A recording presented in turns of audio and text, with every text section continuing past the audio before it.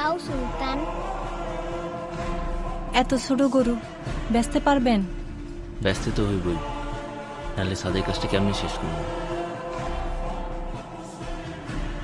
আরো খাবি?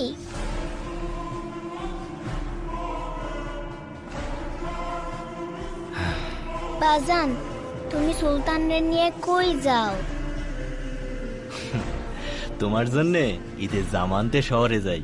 সত্যি তো? আমার জন্য লাল জামা নিয়ে আইবা। আচ্ছা মা।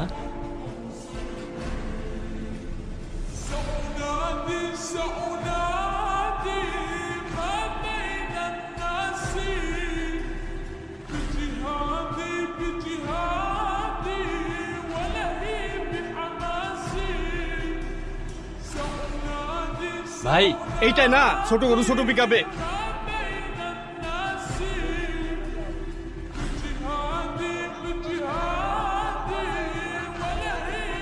জি না গরু নাম রাখছে সুলতান।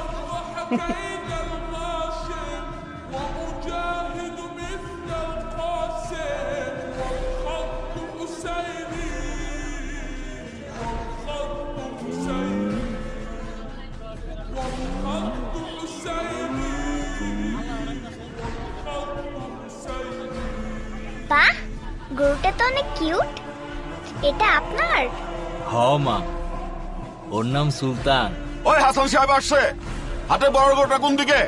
সুলতান, সুন্দর নাম তো। হাটের সবচেয়ে বড় গরুটা হাসান সাহেবের হওয়া চাই। ভাই ওইটাই বড় গরু। ও এটাই, তাহলে এটাই নেব। হ্যাঁ দেখো। কিচ্ছু করবো না ধরো। হাই সুলতান। সাবধানে বাবা, হ্যাঁ? এবার আমরা সুলতানকেই নিব। হ্যাঁ?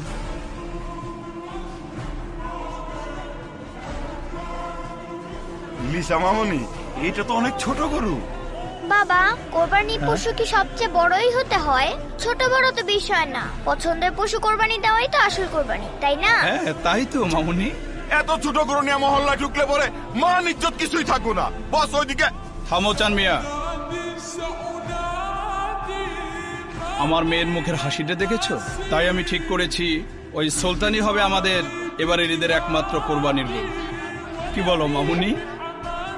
থ্যাংক ইউ বাবা। থ্যাংক ইউ মামুনি। হ্যাঁ দাও।